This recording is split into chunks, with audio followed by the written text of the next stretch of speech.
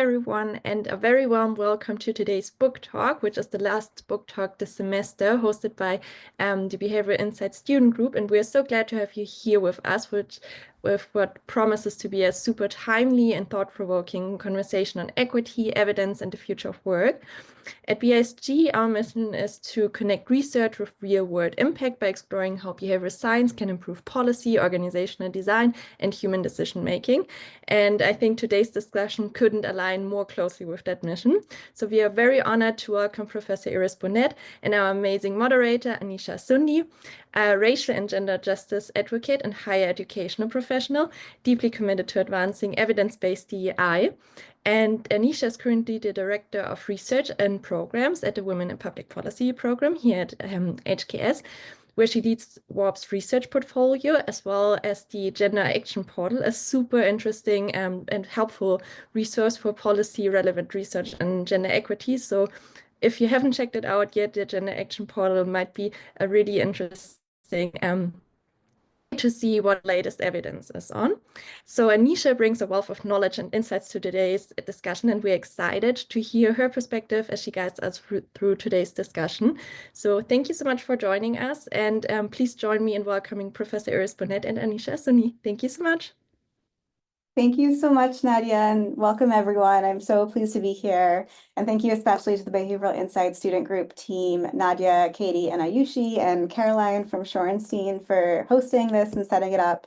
I'm thrilled to be here to moderate and excited to be in conversation with Iris today. And I wanted to briefly introduce her before we get started, even though I know she likely doesn't need one with this group. But Iris Bohnet is the Albert Pratt Professor of Business and Government and the co-director of the Women in Public Policy program here at Harvard Kennedy School. She is a behavioral economist combining insights from economics and psychology to improve decision-making in organizations and society, often with a gender or cross-cultural perspective. Her most recent research examines behavioral design to embed fairness at work. And she is the author of the award-winning book, What Works? Gender Equality by Design, and the co-author of the book, which I have here. I'm going to hold it up because I like props if it's not blurry. The book, Make Work Fair, which you'll be discussing today. For folks in the audience, you should feel free to add questions to the Q&A function as you have them. I think we're going to be in conversation for about 30 to 35 minutes with the rest of the time for Q&A. So hope this can be an interactive conversation with the audience as well. But let's go ahead and get started. Iris, thank you for joining us today. And something I've been reflecting on is that your book couldn't be timelier and more important as it focuses on what organizations can tangibly do to advance fairness at work. And as we're in this current time of growing backlash, especially towards diversity, equity, and inclusion initiatives here in the US, but also globally, with some companies pulling back, while especially publicly in terms of their commitments to DEI, can you share a little bit about how you're navigating your work on fairness in the current climate, but also a little bit about why it's more important now more than ever to advance fairness at work? Well, Anisha, you're really starting with a lowball question, right? So first of all, thank you to you for moderating. And thank you to Nadia, Katie, Ayushi, and Caroline, and to all of the Behavioral Insights Group team for hosting this workshop today. So as I said, workshop, I'm very happy to have this very interactive, as Anisha said. So please feel free to jump in, ask questions, and make comments as you see fit. So as you can tell, I'm trying to buy time to answer the question, but I'm not really. It's, of course, a question that I get a lot. So now I'm going to get more serious. So the first comment I have to make is I'm not a lawyer. I always have to remind organizations, whether that's public, private, or NGOs, that I can't give them legal advice, right? So they obviously have to comply with the law. Now, having said this, then this my second message is that much of our work distinguishes between two aspects, and that is, what are we trying to achieve? So what are our values that we're trying to uphold? And what is the toolbox over here that we're using to get from A to B? And so clearly the toolbox is changing, has changed in the United States, in that some tools that organizations have used in the past few years have become legally more risky. And they include the goals, they include specific targets, and they include anything really that is focusing on one, I'm going to call this social category only and excludes others. Now, theoretically speaking, this kind of was the law even before this moment in time. But we, and I say we now collectively, the world, or in the United States, I shouldn't say the world really, but the United States, many organizations, including in the public sector, including in Washington, have interpreted the law kind of in a different way than it is being pushed now.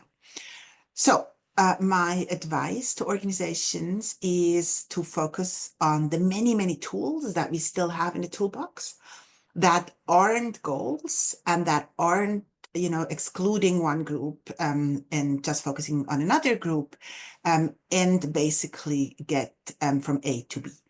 And in many ways, that's my last comment on this, Anisha. In many ways, I also felt that, I should say, by the way, when we wrote the book, of course, we had no idea we would live in the world that we now live in. So some people felt like, oh, you wrote the book for this moment in time and you called it fairness because of this moment in time. None of that, none of that.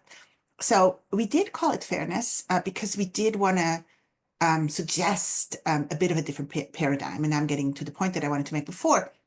I actually was often struck by the fact that many organizations just set themselves goals and then didn't think about execution.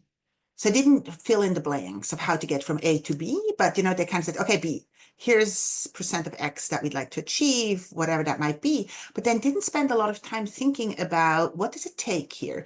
In your management classes that you might have taken at the Kennedy School, right, we call this kind of the operational level, the execution level. And so the execution level, many of the things that we should have been doing in the past 5 to 10 years are still possible, even though we might not have this clear goalpost.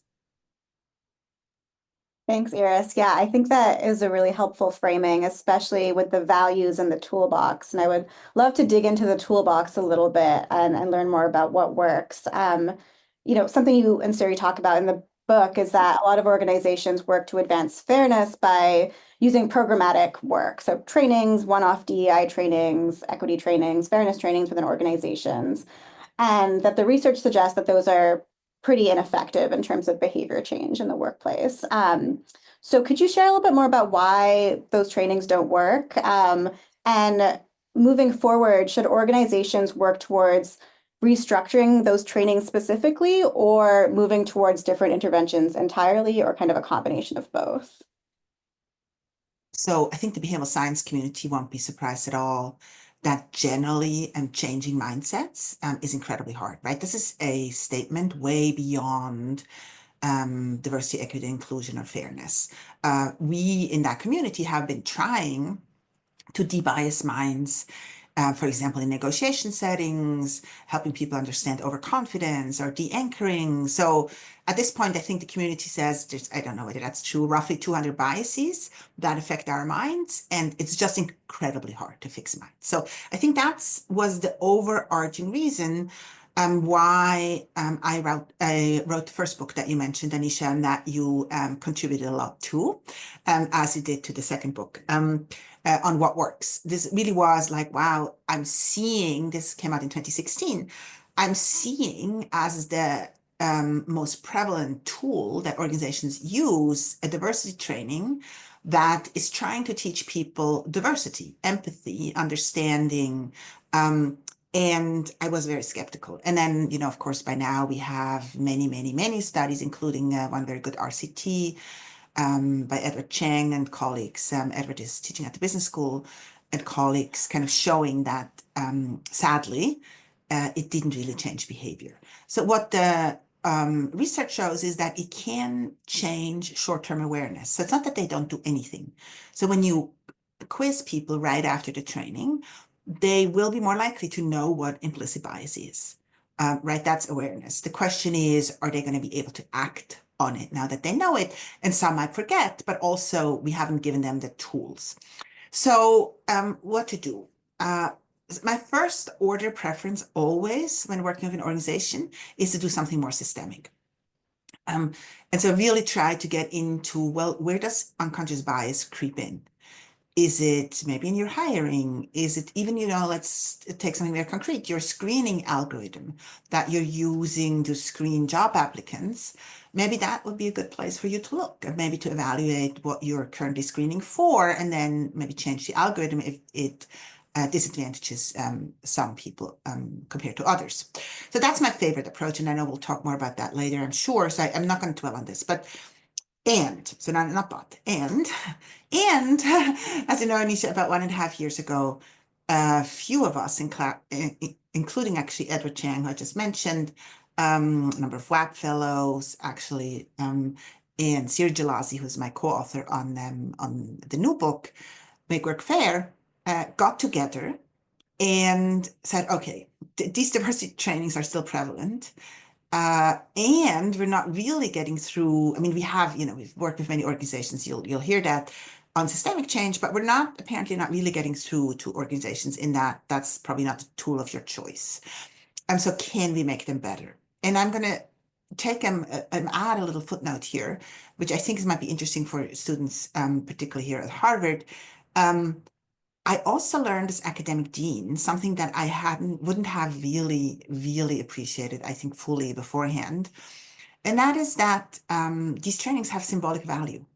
They might not change behaviors on the ground, but they signal something to the community that the leadership cares. So we actually also did one of those trainings when I was academic dean.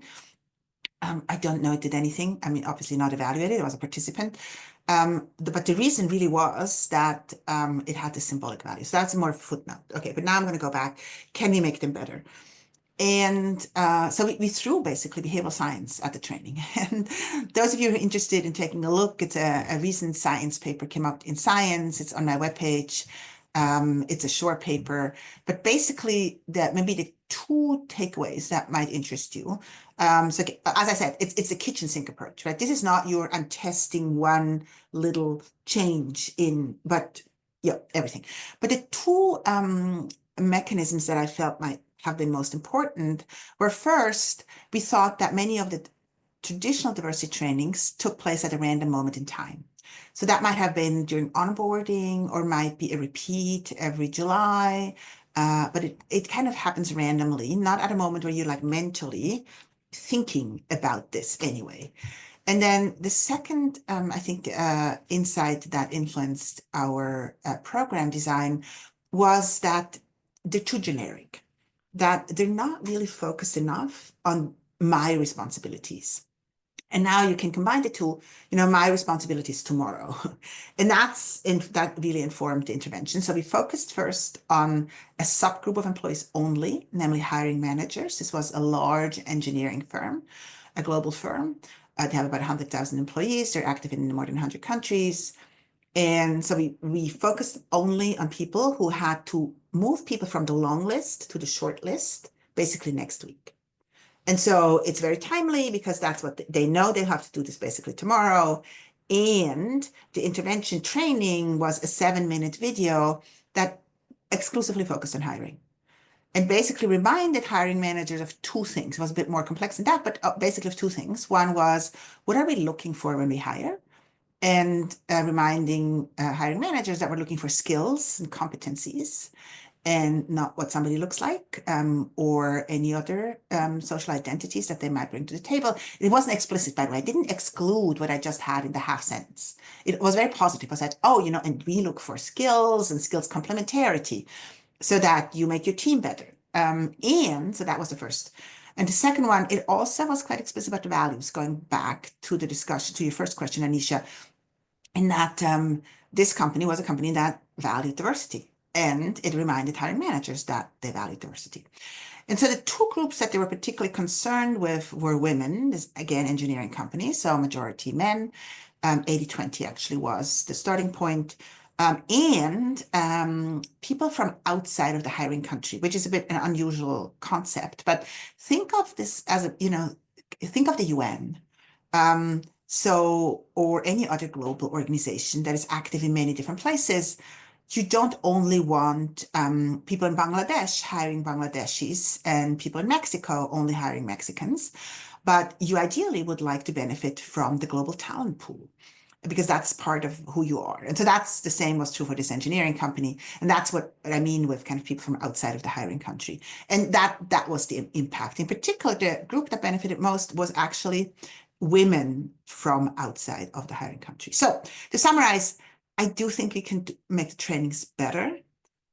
We just had a meeting with another organization this morning, which has done their own intervention, basically training based on the paper that I just mentioned, the science paper, and just talked about theirs. It came late to us, sadly, as researchers, so I'm not sure we can do anything with that. But in any case, so they also have had good success, and they were really sold on this, and we sometimes call this moments that matter idea, that we have to give people information when they are receptive to the information, not when they are busy struggling, whatever they're struggling with. So anyway, so I'll stop here. No, that's great. And I love that study and example and intervention. I'm glad to hear it's also taking off with other organizations.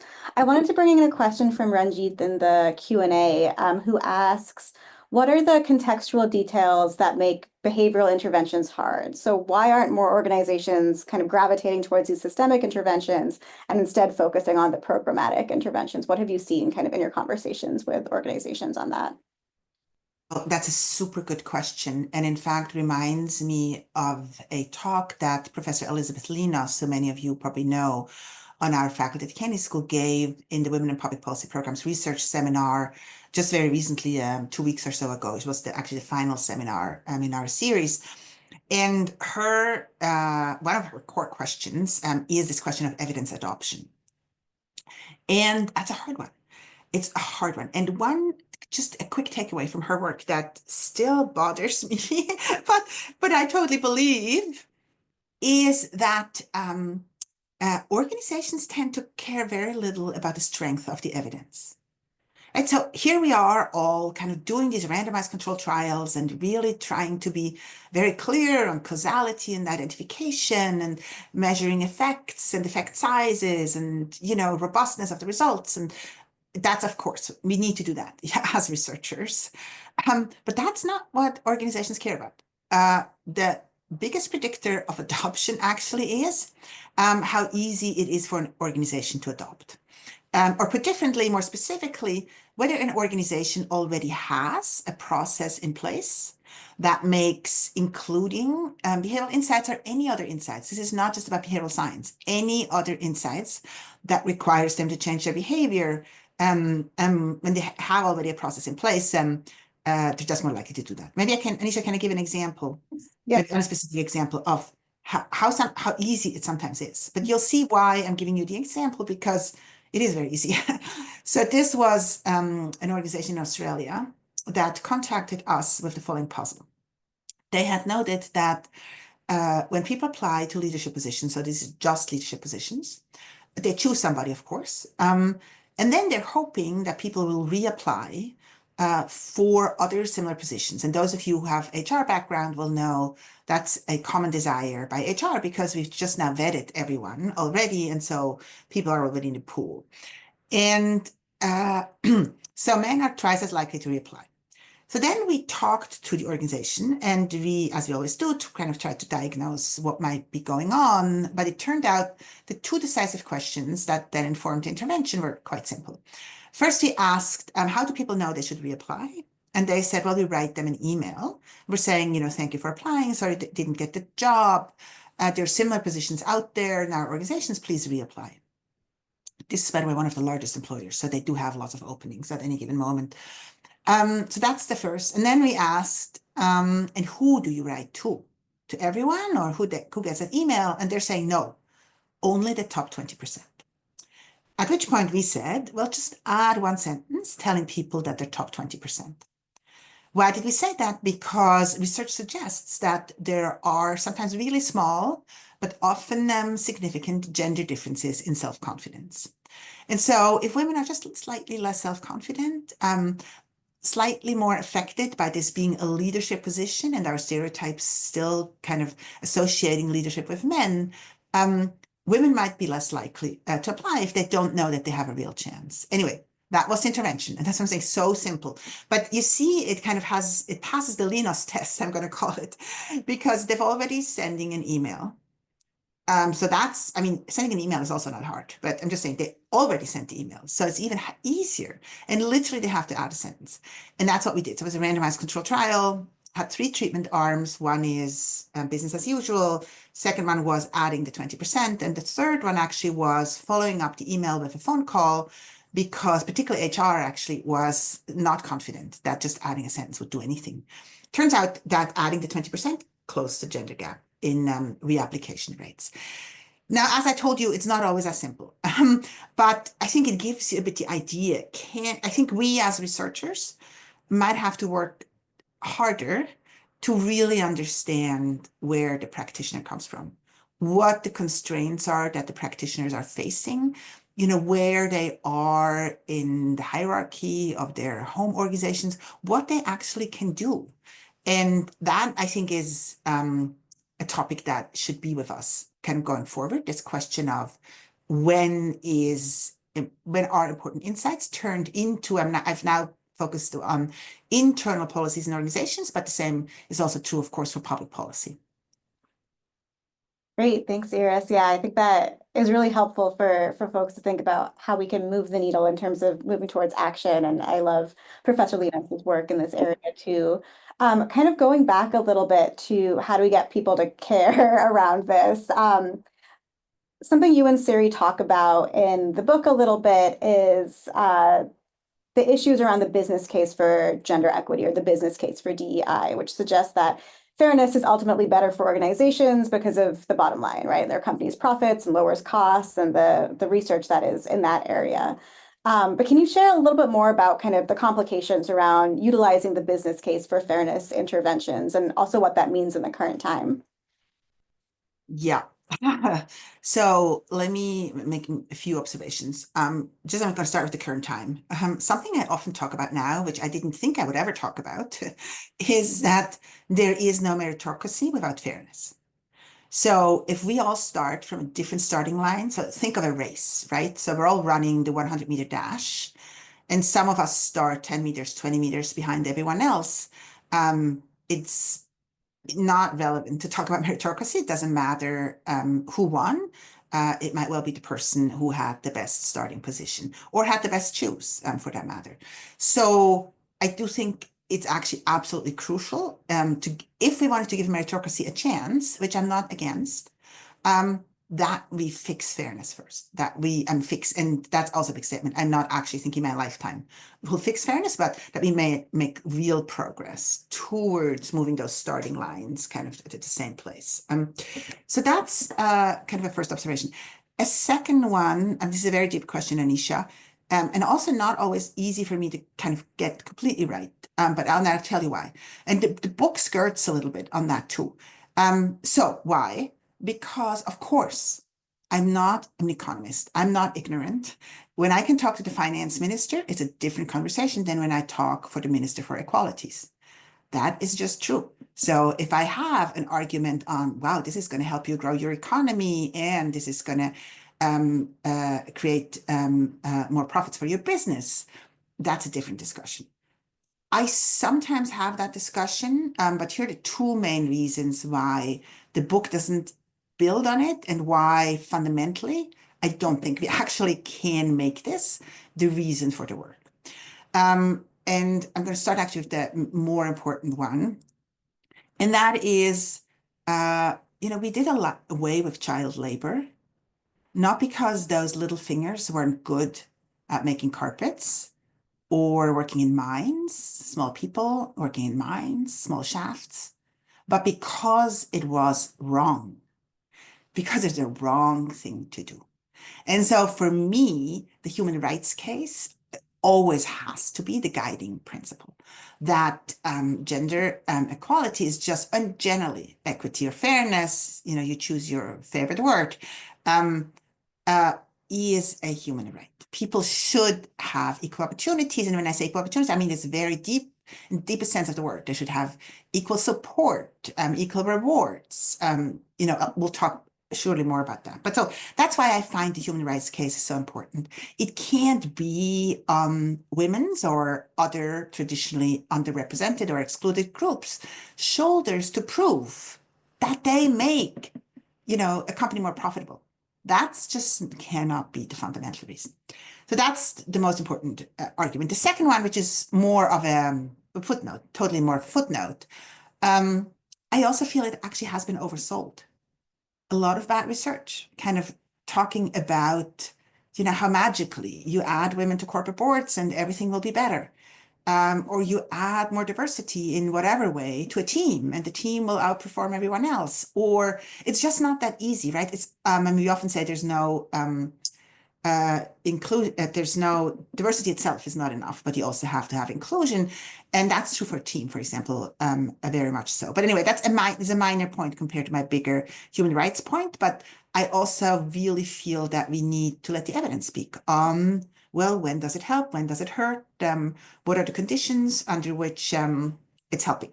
So, Anisha, I'm going to end by giving people, though, I can't keep myself now from doing that, but by giving you my favorite study on the business case. And my favorite study in the business case came out in Econometrica in 2019. And what it looked at was what would GDP per capita in the United States look like if the restrictions of the 60s were still in place today?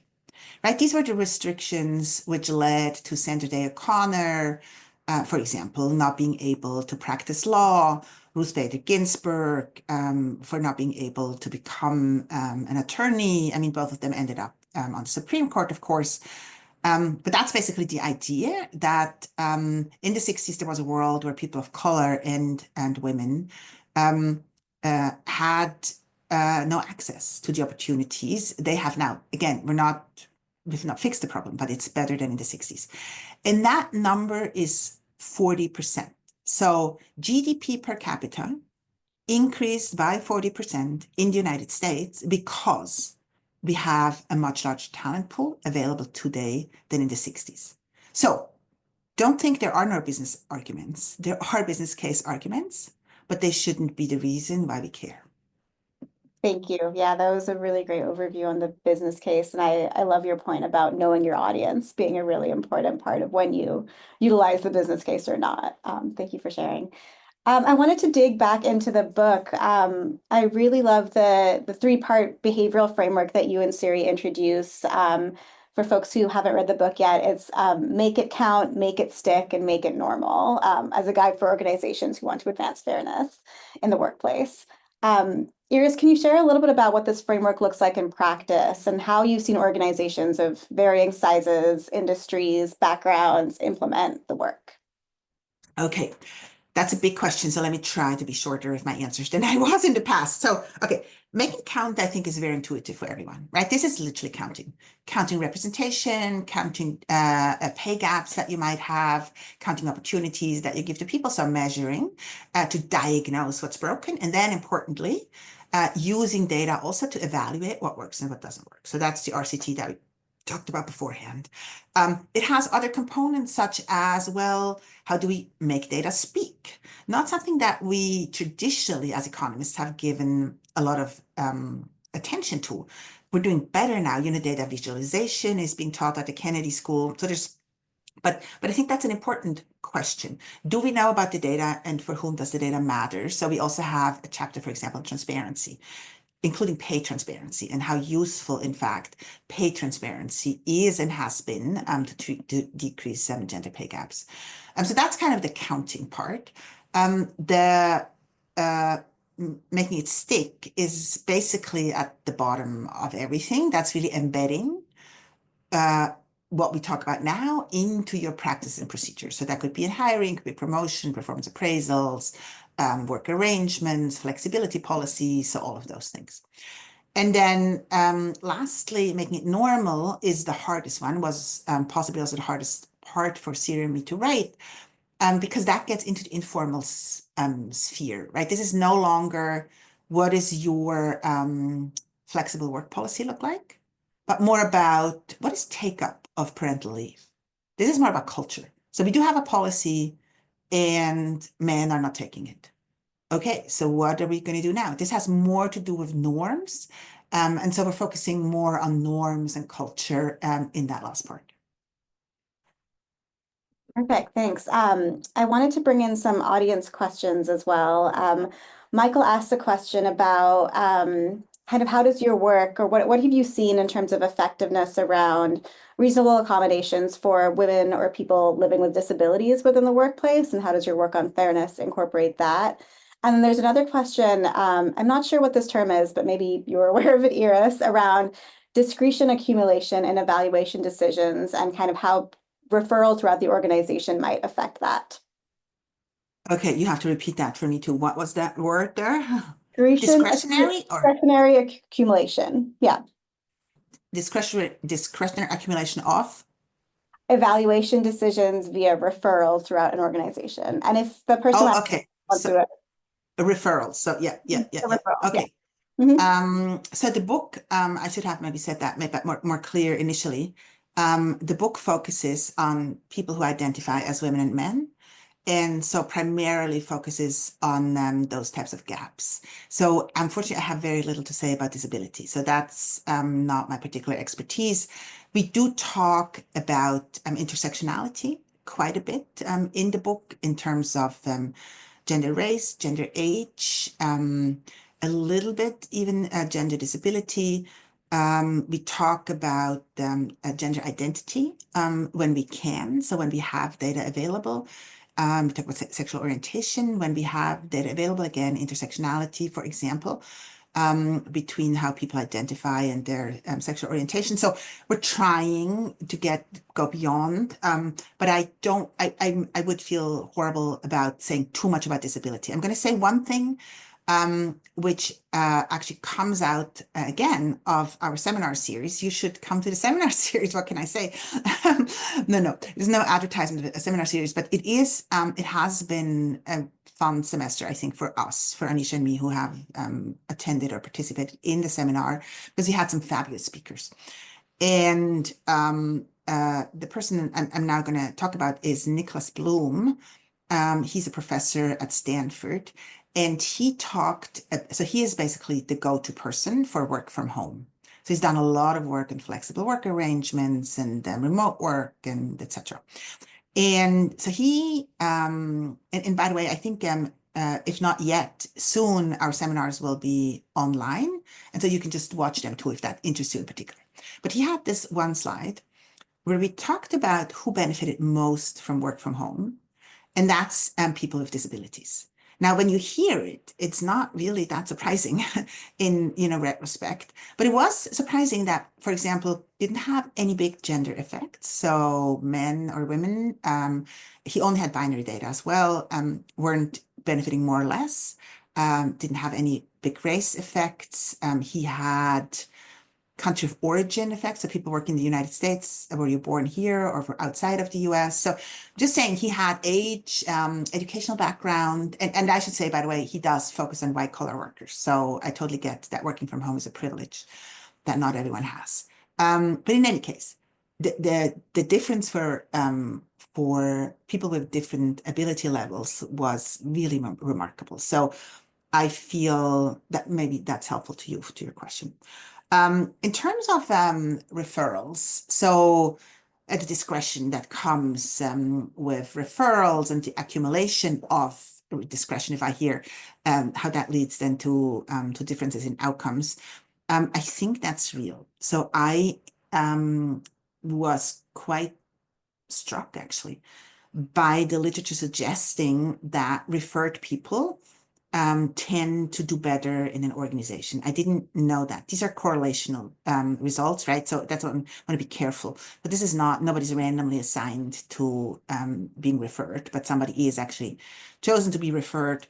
So organizations like the referrals a lot because they are under the impression, and maybe rightly so. I'm cautioning all of us, but basically in the sense that the correlation seems to be there, that employees kind of have a good sense of who might thrive in an organization. Now, having said this is why it was hard for me to learn. Of course, this is full with affinity bias. Of course, people are much more likely to refer people who look like they do, who went to the same school they went to, share social identities, and I mean, all of that. I don't think we have cracked that nut. I mean, in the book, we're trying to be, we're talking about referrals, and we are referring to the literature too on it. But once you go against something that organizations deeply believe in, goes back to the adoption question, and feel like it's making them a better organization, it's very hard. So basically what we're trying to say, but look, this is complicated by the fact that, say in-group bias, etc. So the one thing that we do talk about, which would likely not be legally possible anymore in the United States, but I know some of you are from outside of the US, are schemes where employees were incentivized to refer people who look different from what they do. Right? Because most referral schemes, actually come with an incentive already. And so there were actually quite a number of companies, including American companies, that have used differential incentives, depending on whether the person was somebody from a traditionally underrepresented group or not. That's how you can put your foot on the scale. But I doubt that that's still practiced at this point in this country. Thank you, Iris, and thank you all for your questions. Feel free to keep sharing them. I wanted to go back to the final part of your behavioral framework that you were sharing around make it normal. We talked a lot about kind of shifting norms and culture within the workplace being a really important lever for change. And in a recent HBR article that you and Siri actually wrote, and I'm happy to share that in the chat, it's a really great article on shifting norms in the workplace. You say that fairness is not an individual sport, but a group effort. And this is something we talk about a lot in diversity, equity, inclusion is how can we make change if we're just, the most junior folks in a workplace and we're not the CEOs and we're not the leaders or the change makers. But you argue in Make Work Fair that this is everyone's responsibility. Can you share more about what actions we can take collectively to shift norms at work? Yeah. Right. So, I mean, the question really is, what shapes norms? I mean, what intervention or who, or maybe even more so for your specific question, who shapes norms? And just to dispel maybe some of the beliefs, so leadership from the top obviously is helpful and important, but it turns out when you look at the empirical evidence, it's often the middle manager. So it's not the most senior person, but is somebody closer to your work. Now think of where you all have worked. You probably have worked in some agency, some department, some team, and your culture probably was shaped incredibly by the team leader, department leader, the agency leader. So that I think is important to remember. So we don't first go to the CEO or the whatever leader. Yeah, I don't want to use any other words right now. Other leader could also be political leaders. Okay, so that certainly is important, but there are people across the organization. And the deeper question is why these managers? And then I'm going to work that Elizabeth Pollock, she is a psychologist at Princeton, has done kind of in schools. And the answer here has to be, it must be somebody others defer to. And that can be, and maybe even ideally, is correlated with some formal leadership responsibility, but not always, right? So in the schools, in one study, she did a network analysis. And then, of course, it's the node in the network that has most of these arms and is connected most to most people, who you should focus on, who might become what we sometimes call the norm entrepreneur. This is a term that was coined by Cass Sunstein, who is a professor at the Harvard Law School. So we have to kind of think about it. So who is a norm entrepreneur? Who are these people? Sometimes these are peers. Now, again, think about high schools. It's unlikely the teacher or any of the teachers.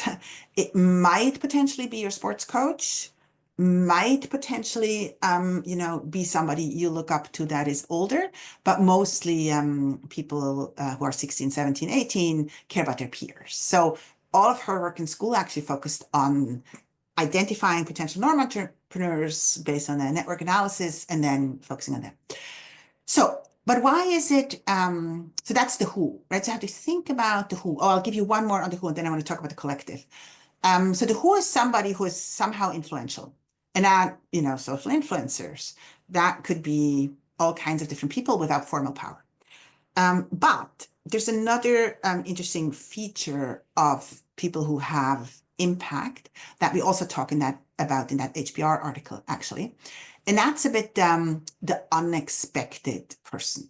So the suspect who you just weren't thinking of. And in the book, we talk about a film, which name I'm forgetting right now, but it was about making change. Some of you might have seen it. Oh, The Changemakers. It was called Changemakers. And they're trying to convince people to eat more plant-based food. And they were also trying to find normal entrepreneurs. And rather than going with the, usual suspect, maybe a random person walking around in Cambridge, Massachusetts, they chose Arnold Schwarzenegger and Serena Williams. So kind of, sports people you associate with power and influence, and you just, think steak. You don't think veganism when you hear them. So these are your unusual suspects, right? And that can also be quite helpful in the norm entrepreneur space. Now, collective. Why collective sport? So those of you who have taken classes on game theory, this will resonate completely with you. Basically, the game we're playing is a coordination game. What a coordination game means is there are more than one places, we call them equilibria in economics. There are more than one places that we could kind of find as a resting place. That we're like comfortable and we're kind of hanging out there and we kind of like it there. And it feels like most of us are doing this. And that's now the decisive word. That human beings tend to go with the herd.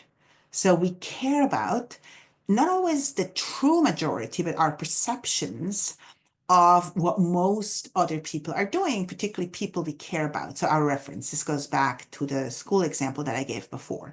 That's why it's a collective sport, right? You can't, or Anisha and I can't individually decide that meetings at Kennedy School should start on the hour rather than 3 minutes after the hour, for example. Right? That's a coordination problem. We could all coordinate on 3 minutes late, or we could all coordinate on kind of the hour. But we need that collective that collective effort. And I know, Anisha, in fact, I'm not going to ask you back a question. One should never do that with a moderator, but I just wanted to point out, you are very much in this space, right? You are leading a culture ambassadors program at the Kennedy School that's mostly focused on staff that is trying to enable people to be those types of norm entrepreneurs in their respective departments and I am speaking for you now, but then you should jump in because I don't know exactly what you're doing, but I imagine you're giving them the tools to in fact do that. Yeah, and I think it's a really good example of kind of the diversity of staff too at the Kennedy School from different seniority levels too. We have middle managers in there, we have faculty assistants, junior folks, and it's a nice opportunity to be able to share the best insights into how to run a meeting, how do we run inclusive and accessible events, or when we're, hiring interns, what does that look like? And being able to share the best evidence out there and embed that a little bit more into centers, which work very differently, has been a really nice. We've taken a lot of inspiration from your work, Iris, but also the work on norm entrepreneurship and sharing those best evidence practices a little bit more widely. Wanted to bring in a couple of questions in the chat. I know folks still sharing. Please feel free to continue adding questions. One person asks about how your book includes case studies from various countries. And I know you just came from India where you were sharing your book as well. So this is a passion of yours in terms of making this work globally sensitive and culturally sensitive. But what lessons can be learned from the different international examples that you include in the book, and how can they be adapted to different organizational contexts? Yeah. So thank you for the question. Yes, it absolutely is a passion of mine. And we tried very hard to include evidence from around the world. Now, when I say evidence, those of you who have seen the book will know that I mostly focus on experimental evidence, and Siri shares that passion, that we typically try to understand what works and what doesn't work with some sort of RCT, sometimes even in the lab, but mostly in the field. And so that limits, our data basis. But in fact, in development economics, for example, RCTs have been incredibly popular for a very long time, maybe even longer than I'm speaking as an economist for a moment, but in labor econ and other types of disciplines where, of course, Esther Duflo and colleagues have gotten the Nobel Prize, in fact, for bringing the RCT, I think, to the work that we do. So we have examples from many different places and in the world. And here's the important caveat that I also try to be careful about in the book. But of course, how should I say this? It's very tempting to generalize. But the biggest caveat is almost independent of where the research evidence comes from. Right? It was done in Guatemala. That doesn't mean that what's done in Guatemala will also work for people in Singapore or for organizations in India. But maybe I can end on India because, as I said, I was just there. And I have to tell you, there are also things that are just transferable. So take social norms. It's such a good example, right? There are social norms that are very different from the norms that we might be used to in Cambridge, Massachusetts. So we don't know the caste system, for example, very well, although we also know class differences that have much in common with some of the caste system. But I have no way of understanding the caste system. Having said this, some of the same types of interventions that we use to advance gender equity have been used to equalize the playing field more across castes. Again, it's a very, very thorny problem. But I was really surprised spending quite a bit of time with one big organization in India about their manual. And their manual, again, not something that we could do in the US right now, but their manual very clearly was, okay, you set goals. You set goals on LGBTQ representation, on disability, on caste representation, on gender representation. I think these were the 4 that I remember now.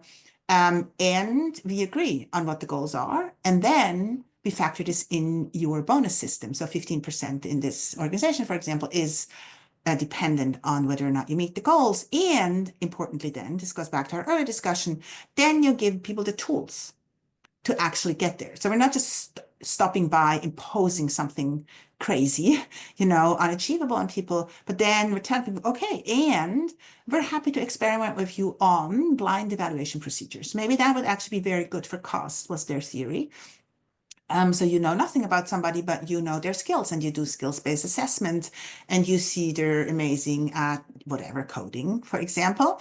And that's what you base your decision on, and then you learn about everything else later. And so in any case, I think we have to be careful not to generalize in any case, because the beauty of the experiments that we tend to run is that they are high in internal validity and low in external validity. We know exactly where and how they work, but we don't know whether they would work in a different setting. And secondly, there are some, more generalizable human tendencies, right? On kind of how our brains work, for example. So stereotypes, take that as another example. I'll stop then.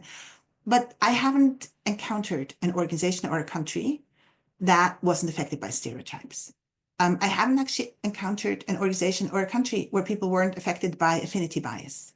So I think some of these, concepts that describe how our minds work are relevant across the world, but how they play out and which group, for example, benefits or doesn't benefit can totally depend on the cultural context, of course.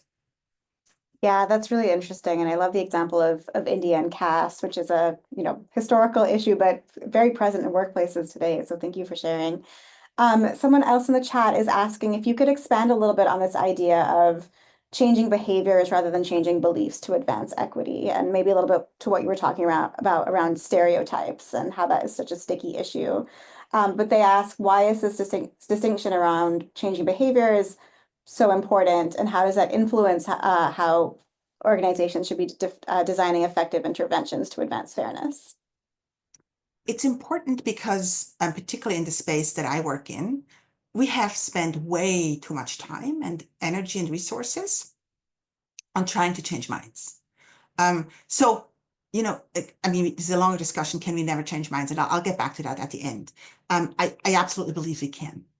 But it's not an easy, let's do a training today and then tomorrow you will feel differently about people of difference. It's also quite related to the discussion that we have on our campus right now of working, learning across difference. That's a sustained effort. That requires a lot of work, a lot of exposure. And I actually recently, when somebody asked me how I think about that work, I gave the example that we also discuss in the book about exposure to groups of members of groups that are very different from you.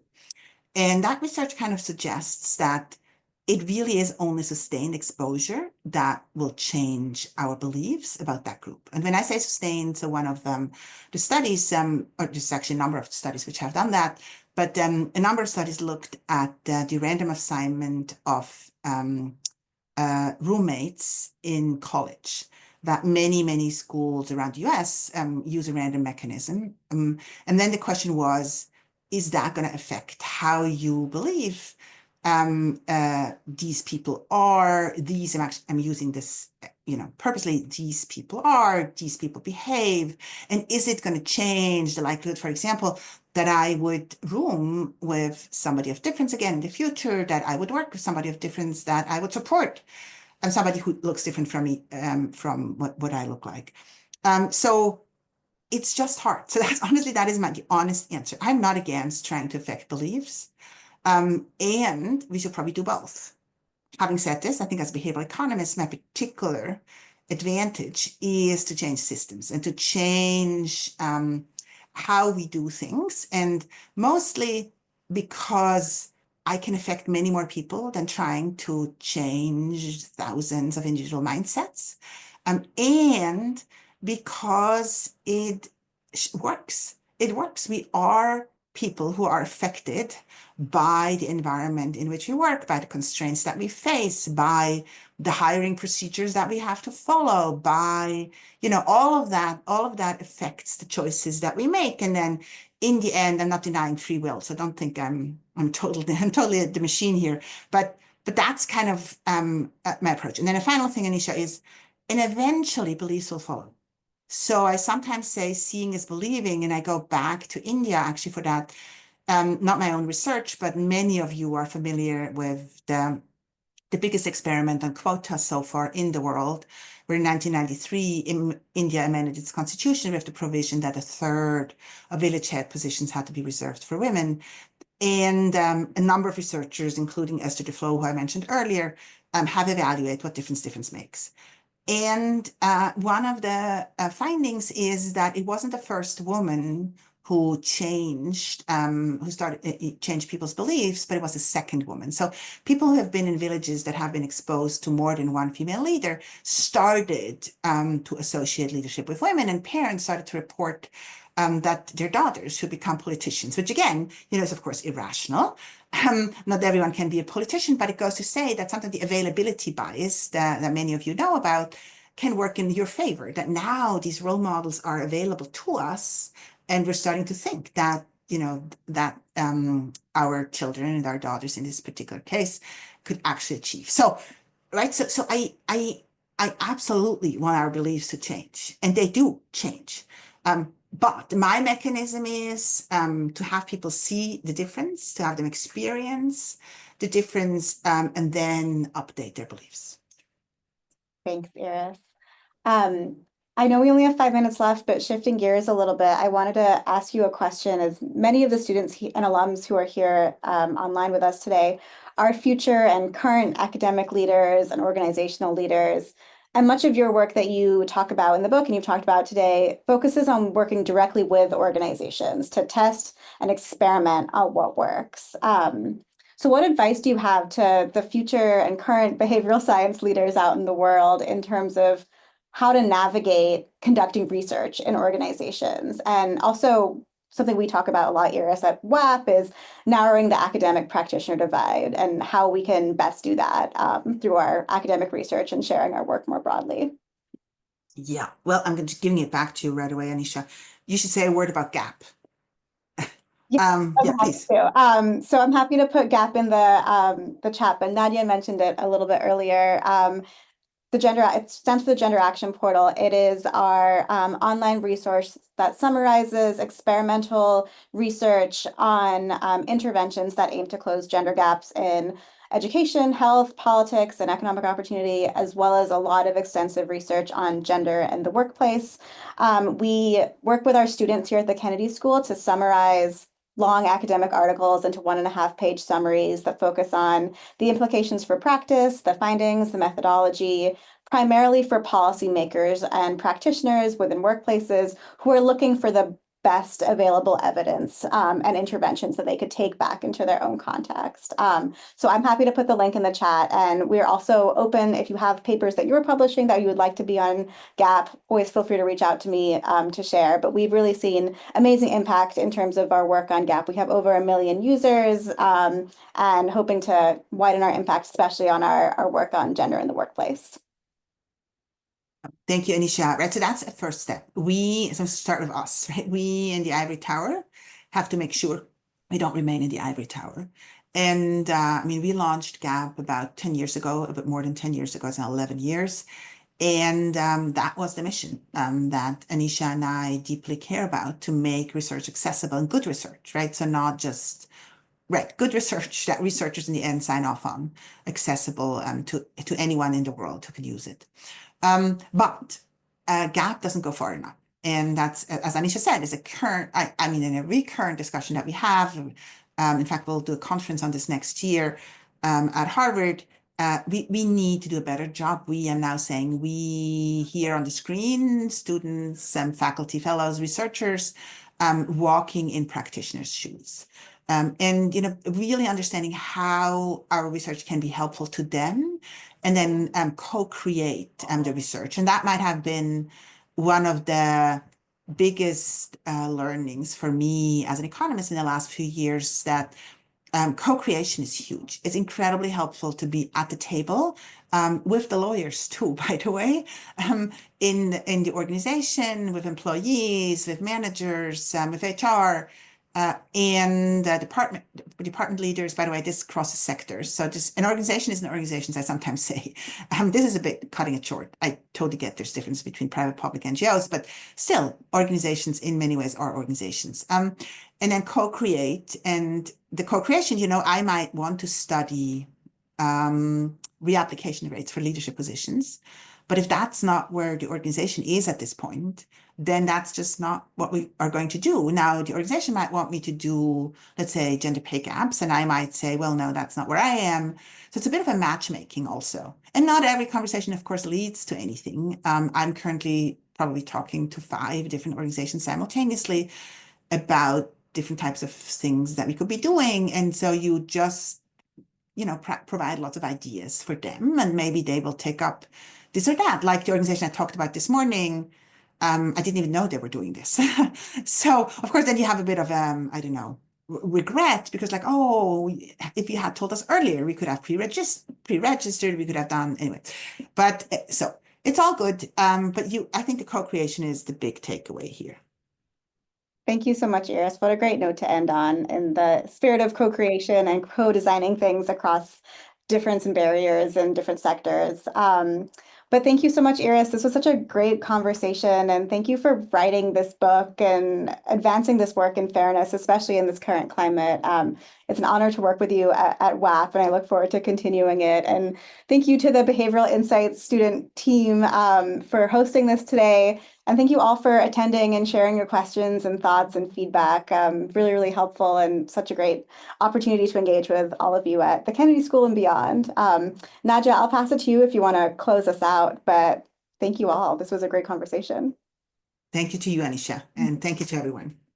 Thank you so much, and looking forward to having you next semester back at our seminar series. Thank you so much. Have a great rest of your day. Thanks, everyone.